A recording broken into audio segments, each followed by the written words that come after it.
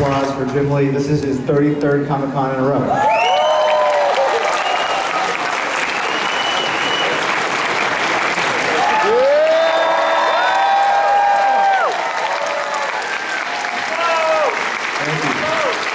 I just wanted a double applause. Thank you very much. Thank you. All right.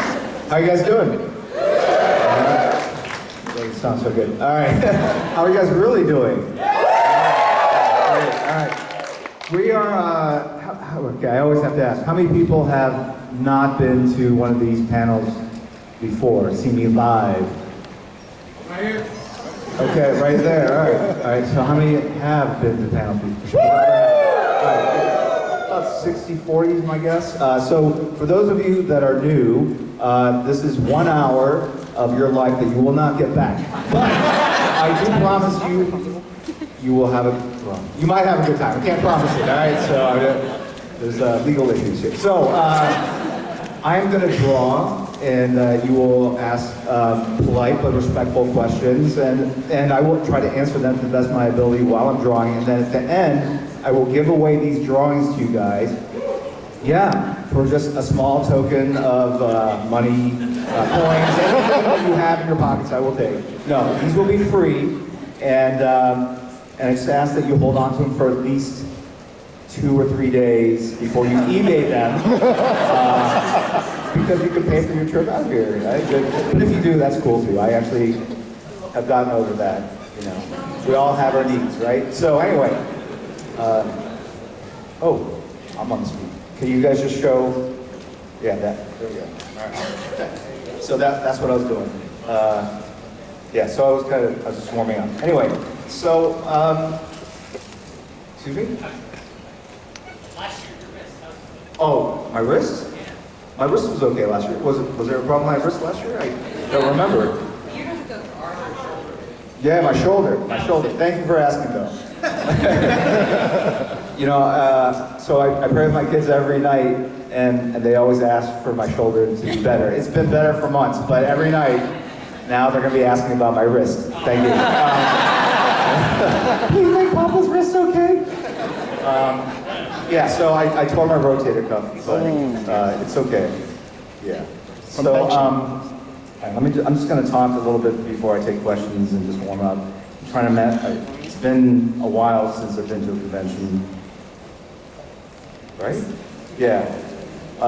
So yeah, as I was saying, this is my 33rd Comic-Con in a row, and what's very interesting for those of you guys that have not been to 33 Comic-Cons in a row. Has anyone here been to 33 Comic-Cons? Wow, I am super old. No. Yes? Really? Were you here in 1987 when I was here?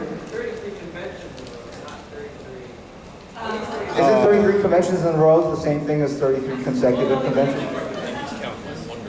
Oh, other conventions as well?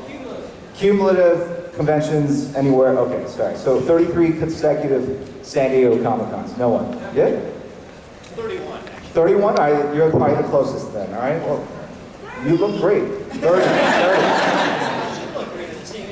Yeah, right, exactly. We both look great. I was waiting for you to say, you look great too, but you wanted me to say, you look great first. I get it. All right, I love you, you love me. All right, got it. All right. I'll be the first.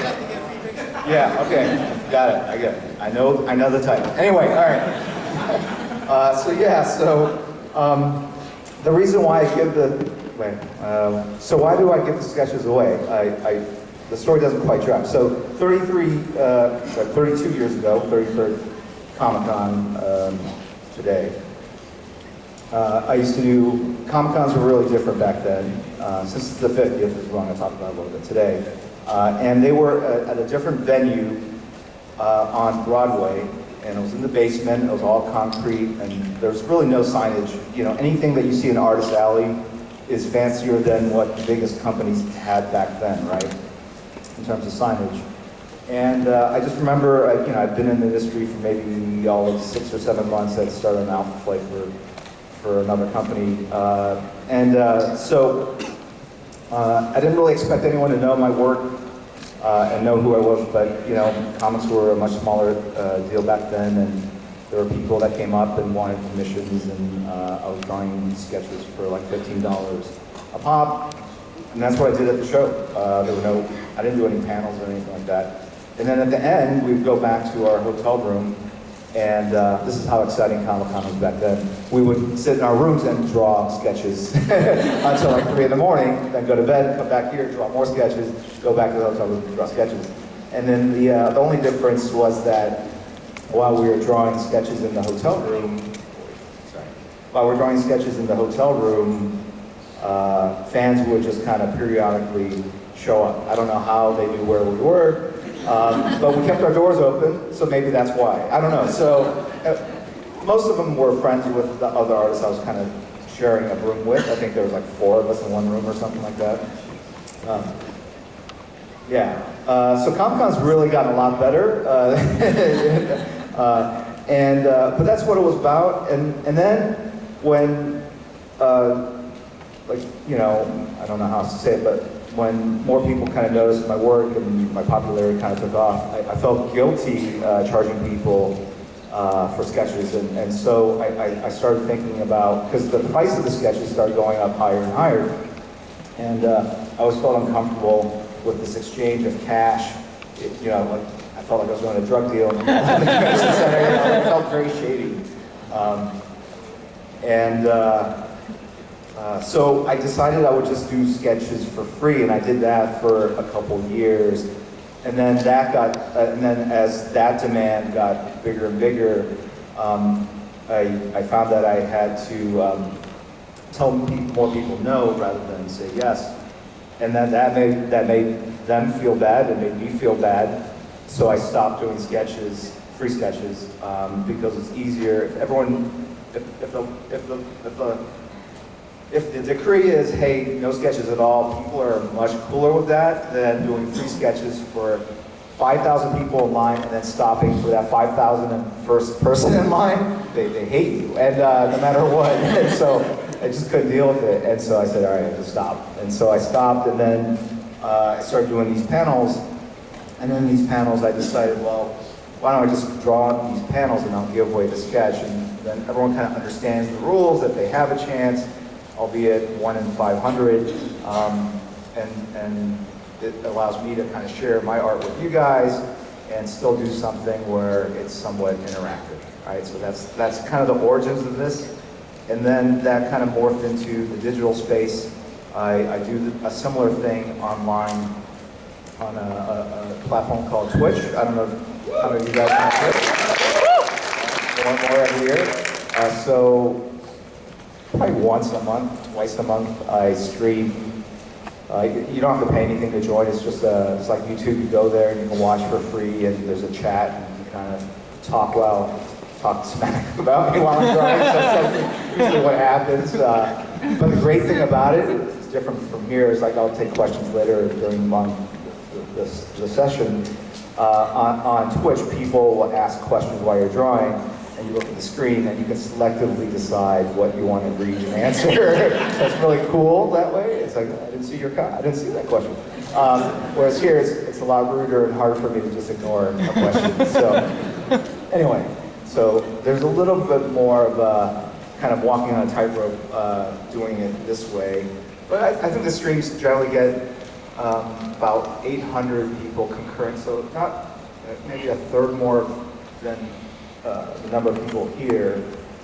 But during the course of 2 or 3 hours, about 5,000 to 6,000 people will drop in and out. So it's not the same 800 people that stay for the entire stream. So it's an interesting kind of digital transformation of this live event in the online space. So if you guys are interested in that, it's twitch.tv.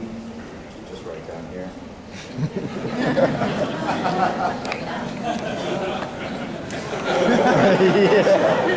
While you're drawing, you can memorize this, because I know you guys might not have your phones with you. You make Batman saying it? Well, the word balloon would be very awkwardly placed. So no. I'm a little OCD, so the stamps aren't just perfect the way like my wife will put the stamps on all crooked and jacked up. Like, I will literally tear that stamp off and fix it. Because look, if you can't be aesthetic about your stamps, how can you bring that to your artwork, right? Right? It's important. Right? Anyway.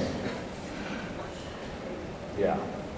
And then if she's pissed off and they should just like slam that stamp on there. I'm like, nuts. Anyway.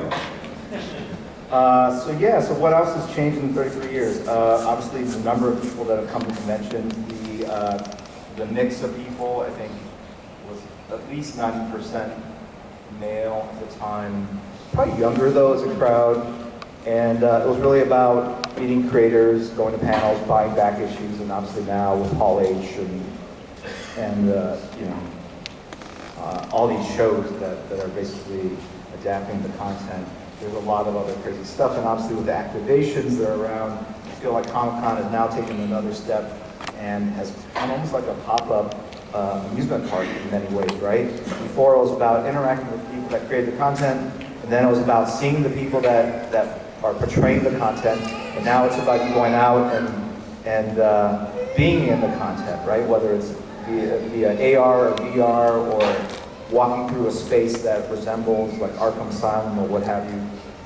So it's an interesting transformation, and I think thinking forward, to Comic-Con in the next 50 years, I think once VR becomes, more commonplace, I can see a lot of people around the world who are both able, but maybe not financially able, or couldn't get tickets, or unable physically to actually travel, being able to kind of jack in and be able to experience this in a way that is really immersive and feels like you're really there. And I think that's going to be a really interesting next evolution of all this kind of interaction. Speaking of which, are there people from other parts of the world here? Of course there are. There's a gentleman from Belgium who decided he's going to move, he upgraded his seat 2 rows. There's a gentleman from Argentina over there. I don't know if he's still here or not. DC Comics fan, but not a Jim Lee fan. He's gone. All right. So identify the true international fan right here. Thank you very much for coming. Excuse me? Belgium gets service first. That's right. It's Belgium. Again, we were talking about where the DC Universe service should go, and obviously we all love Belgium. Waffles are fantastic. Compliment your country on that. And chocolate, also very delicious. What? Beer? And sausages? No? No, not really? Okay, all right. Stop there. Anyway, okay. So, yeah, and Asterix. Are you a comics fan? Have you heard of Asterix? You nodded, but maybe not. Asterix, anyone know? It's a French comic, right? But I think it was created by Belgians. I think there are a lot of comic creators. Is there anyone from France here? Okay, no one from France, okay. Oh, sorry. Can you confirm? What? Have you been paying attention to any of this? What panel are you in? Who am I? Like, name 3 things I've drawn in my life. What? What? You don't sound very French. Are you from like France, Montana? Is that where you're from? Paris. Paris? You don't sound very Parisian. I moved to the U.S. when I was 10. Oh, well how do you get such an amazing American accent? Hooked on phonics. You don't sound French at all. I mean, and 10 is a little late. Usually you can't escape your mother accent. Chinese parents hooked on phonics. Okay, all right, okay. Do you know who Asterix is? Yes. Okay, but you don't know who created it. All right, we all have a device that helps us. I can't believe I'm asking you guys, crowdsourcing this. All right, hold on, Oh, also, speaking of phones, who created it? All right, speaking of phones, there's another panel I'm doing tomorrow. It's an hour and a half. So it's just like this panel, but 50% longer. In a different room. It's a French series. First appeared in the Franco-Belgian comics. Oh my God.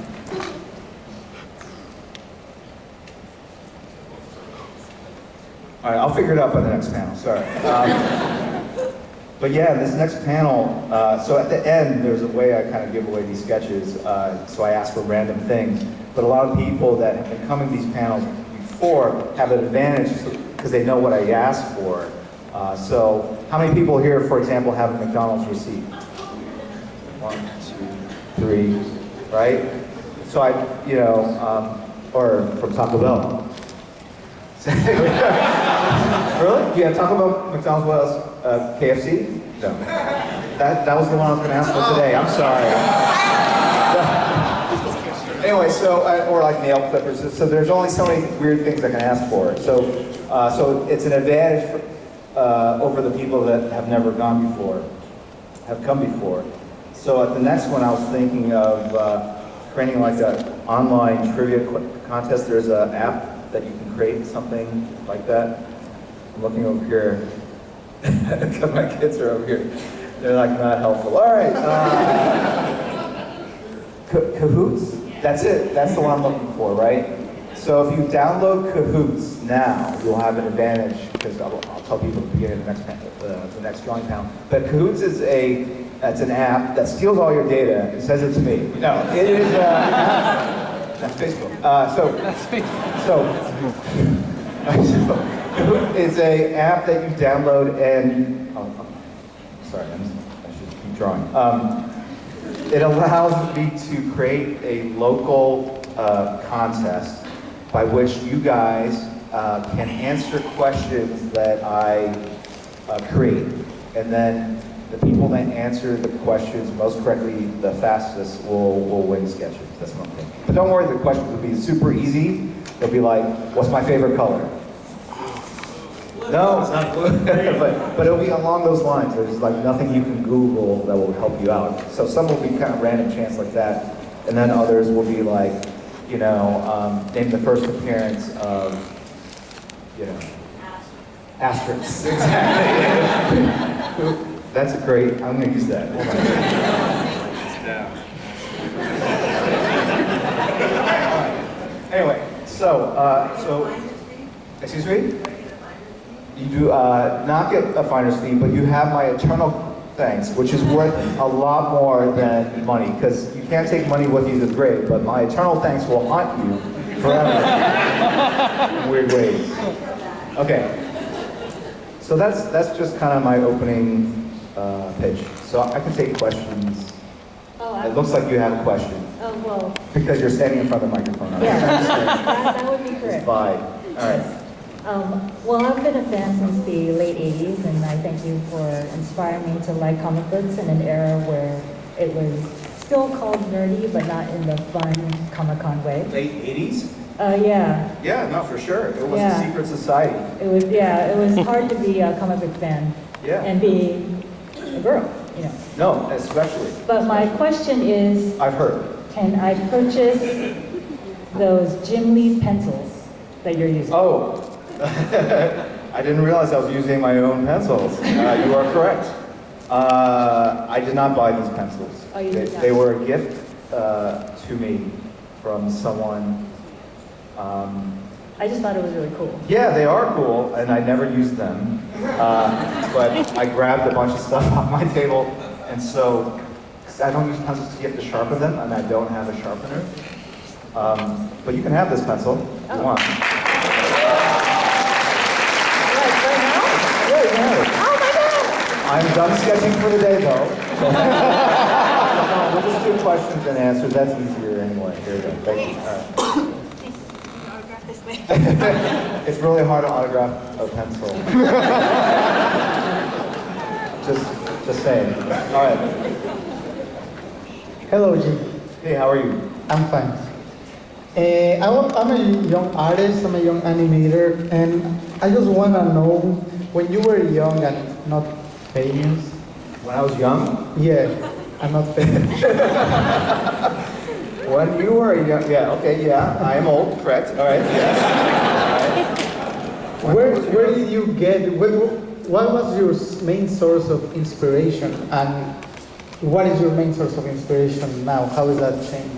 What was my main source of inspiration? Yes. How has that changed? Back then, when you were a young kid. It's hard for me to remember when I was young, sir.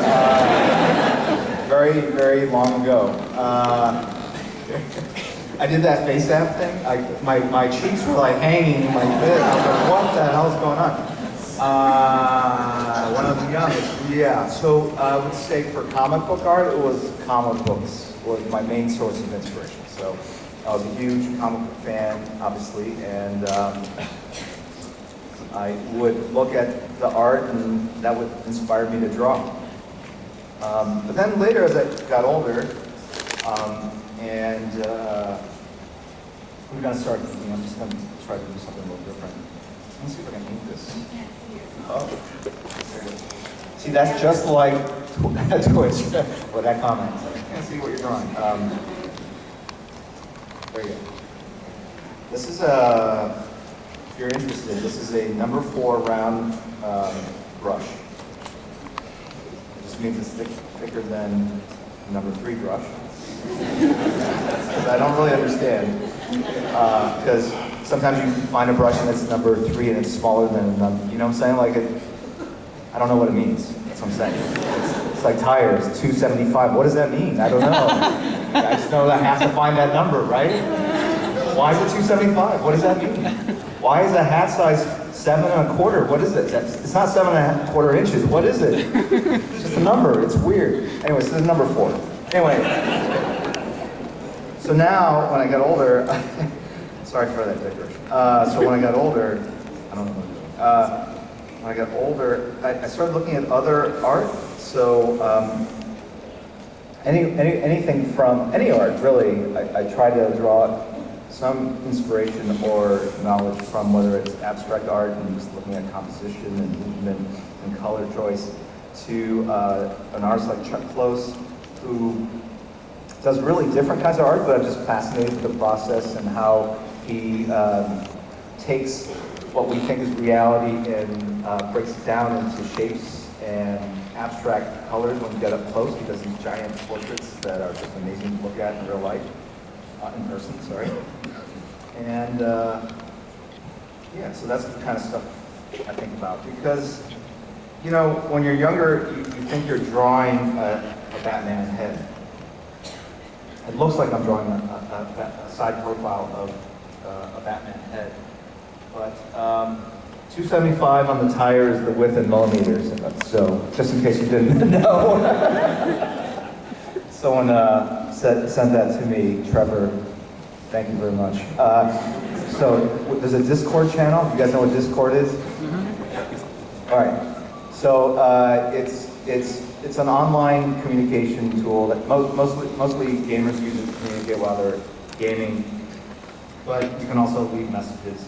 And so there's a community of about 4,000 people in there that tune into the Twitch stream and share useless knowledge about tire sizes. Yeah, so if you're into, it's not just about art or me or whatever. People are talking about conventions mostly, but just comic art in general, comic books, and it also is free. And if you're into it, check it out. There are really no message boards these days, so you see this still? Just tell me if I'm not drawing. Excuse me? Well, not drawing in view. It's all right. Security? I've never kicked anyone out, but I've had people leave and I made them cry. So that has happened, unfortunately. Yeah. Last year. Yep. All right. All right. Cool. So yeah, so that's my long-winded answer. Sorry. While that dries, I'm going to move on to another sketch.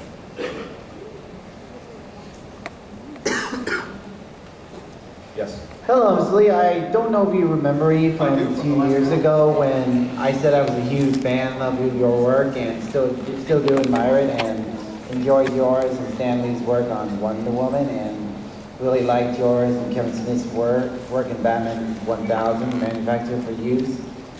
Use, and we look forward to the return of your one and only Wildcats. And and I also got surprised when you and DC are colliding with your fellow image co-finder Todd McFarlane to create action figures of McFarlane Toy versions of DC heroes.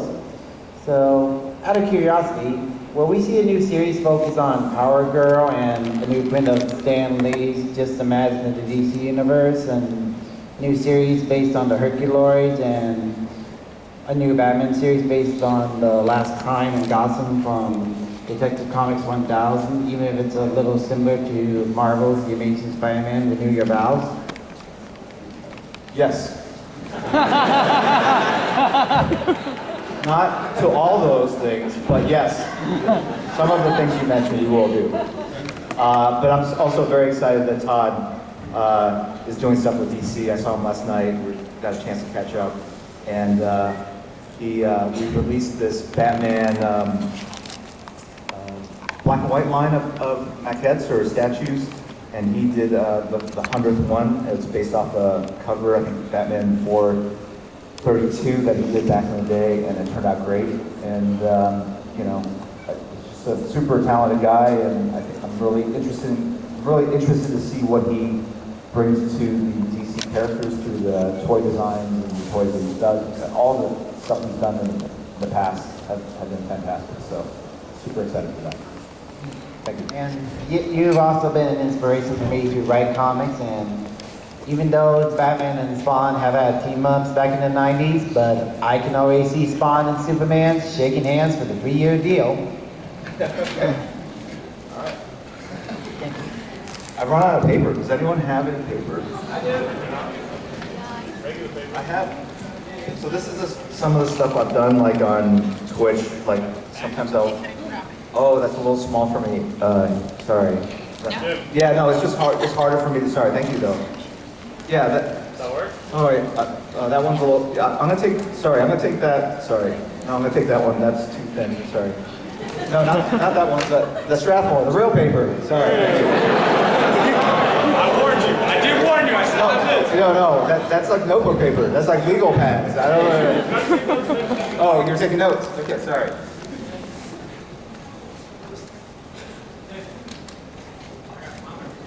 Oh, that's all right. This will work.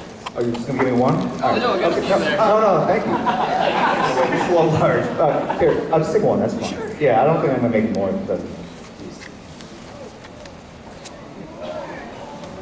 No, all right, I'll take one more. Sorry. Okay, there you go. Wait, that's two. Oh, that's you. So that was a quick Wonder Woman. Yeah, so that's good. All right. And then, so I've done studies on perspective. Right, it's more on perspective.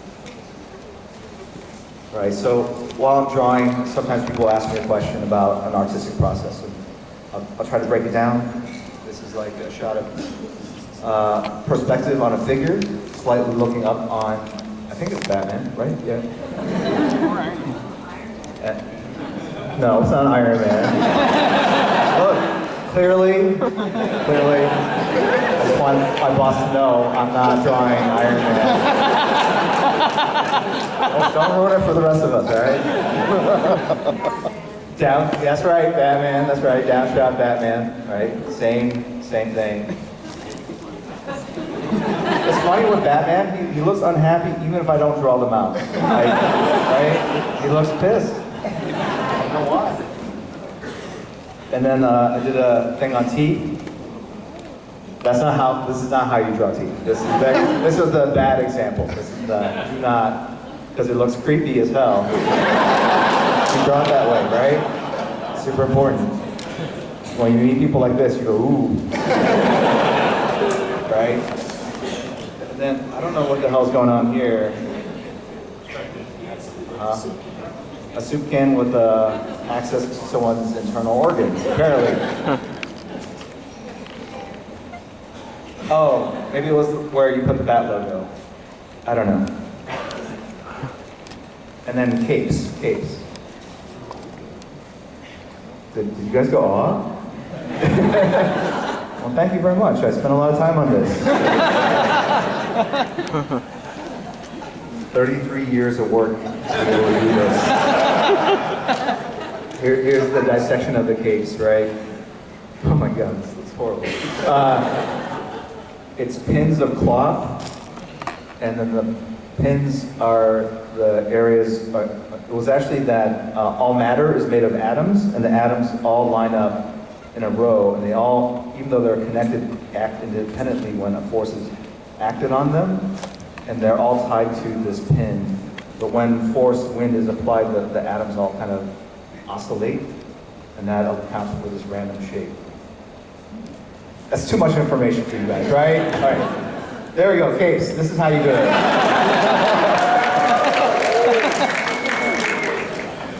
All right. Huh? Yeah, you go back to the teaching. Don't quit my teaching job, is that what you're saying? Okay. Oh yeah, go back to what? The free giveaways, you mean? Right. You guys want your money's worth. Does anyone have any Kleenex? I need that too, actually. I always ask for that. Napkins. It's a little rough. Kleenex is what I'm looking for, but if there's no... Yes, sir. Thank you. Oh, right here. Oh, thank you. Wrong brand.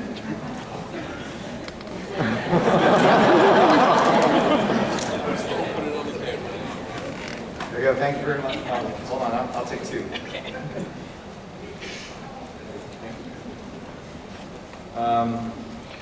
Yeah. You have a question, sir? Yes. Hi, my name is Adrian. I've been coming for quite a few years now. So I just want to say thank you for being really awesome every year I've gotten to meet you. You're a very nice guy, Jim. Anyways, for quite a few years of my life, I wanted to transition into the comic industry. Just graduated high school. I'm going to an art school in LA. So I'm working on my illustration side of things, and I've also been very into writing and storytelling as a medium. So in the past few months, it's been kind of a balance for me, figuring out whether I like writing more or the art side of things more. But one thing that was presented to me recently was an editorial side of things in comics. And I was curious if you could talk to me a little bit more about that and what that's like at DC or in general, and you know, what a day in the life of an editor is like.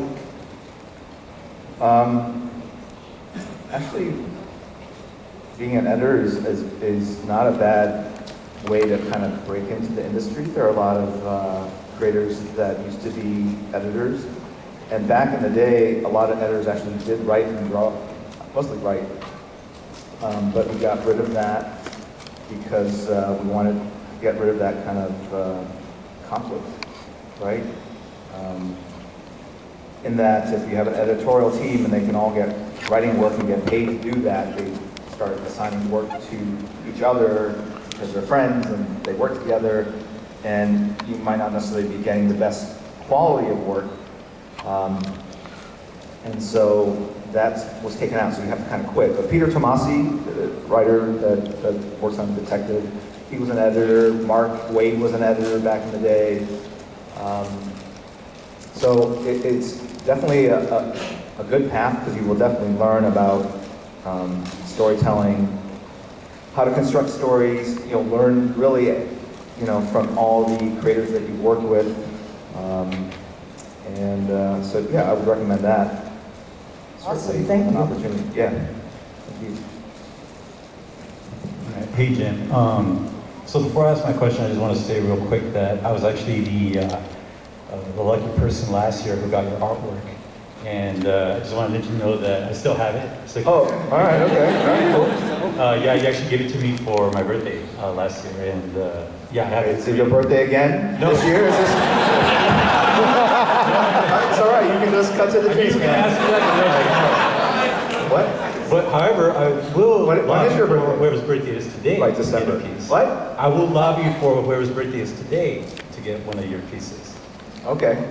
All right. So not to my question.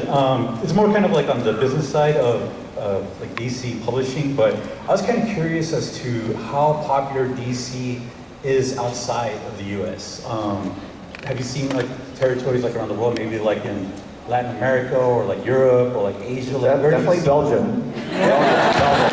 Well, that's why I wanted to ask, because there's like an international thing going on today. So I wanted to ask kind of like, are there any countries in particular that you see DC being really popular? Are there any territories that you're looking to expand in? Like, Yeah. where's DC looking at?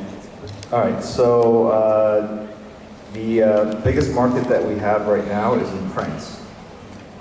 That's pretty mature, but the fastest growing marketplaces are Brazil, Canada, would you count as a market? UK, Germany's doing really well.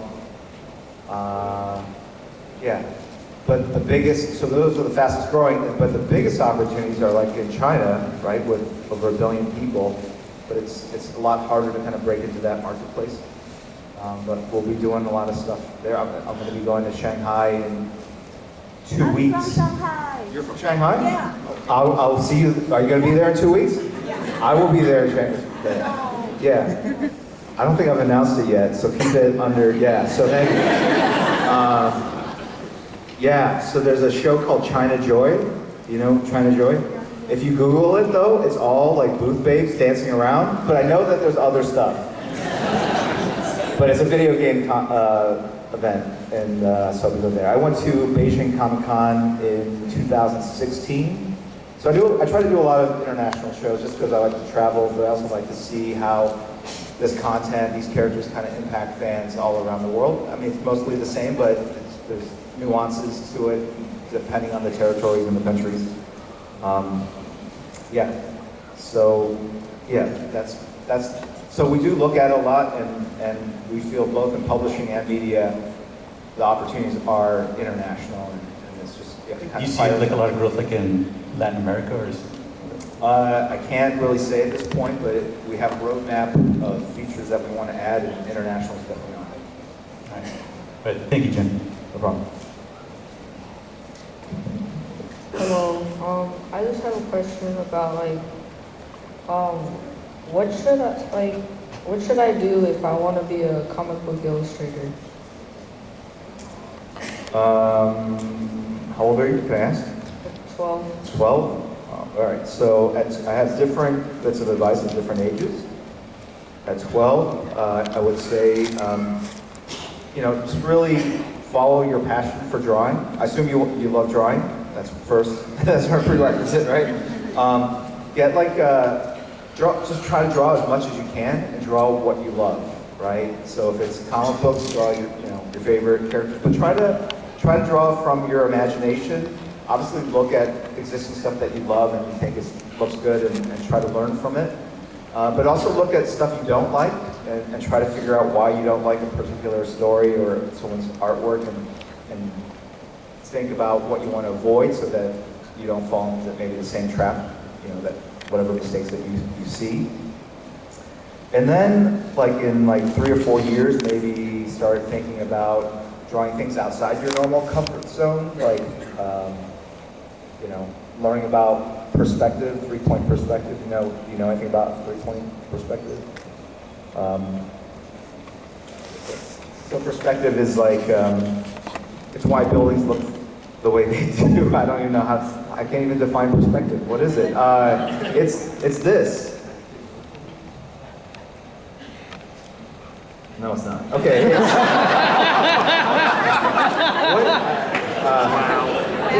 No, it's a horizon line, and they're vanishing points. And so if it's 1-point perspective, if there's a cube, it would all the lines have to go back to that one perspective line. Does that make sense? Right, and that's how we create the illusion of depth. If we throw a shadow, it makes it even better. All right. And it also allows us, if there's another box this same size in real life, this is what it would look like if it were in perspective, right? So these lines are hypercritically important. Most things we don't see straight on, so there's 2 points of perspective. And so if there's a house, every line on both sides of the house have to go back to these points. So every window, the door,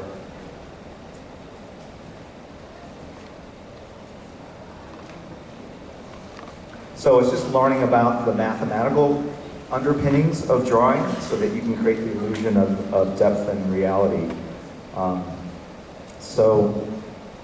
And then, start drawing like backgrounds and cars and other things that you might not feel comfortable or really spend a lot of time drawing. But at 12, definitely just keep drawing, keep that passion alive, and check out some books.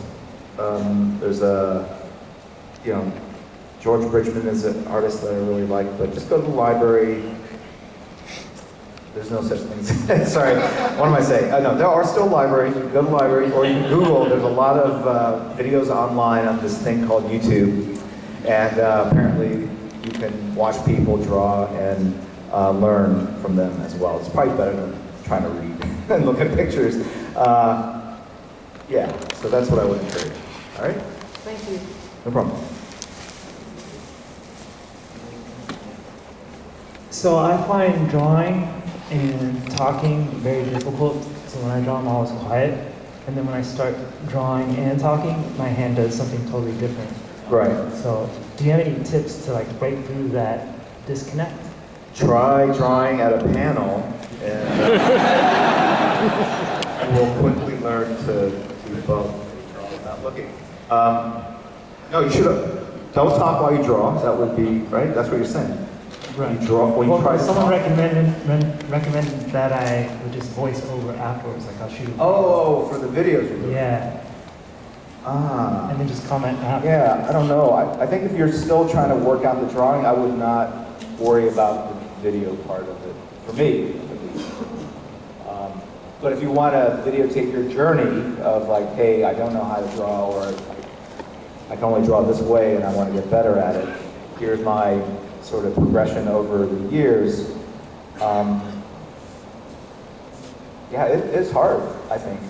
Like even when I just said that, I stopped drawing. I shouldn't have. But so what? Do you have a headset? No. I just have like a blue mic. A what? I just have like an iPhone recording and I have. Oh, and then you just kind of talk? Yeah, but it doesn't work. Yeah, voiceover is not bad. You can definitely do the voiceover, but it's more work for you. Yeah. Okay. Thank you.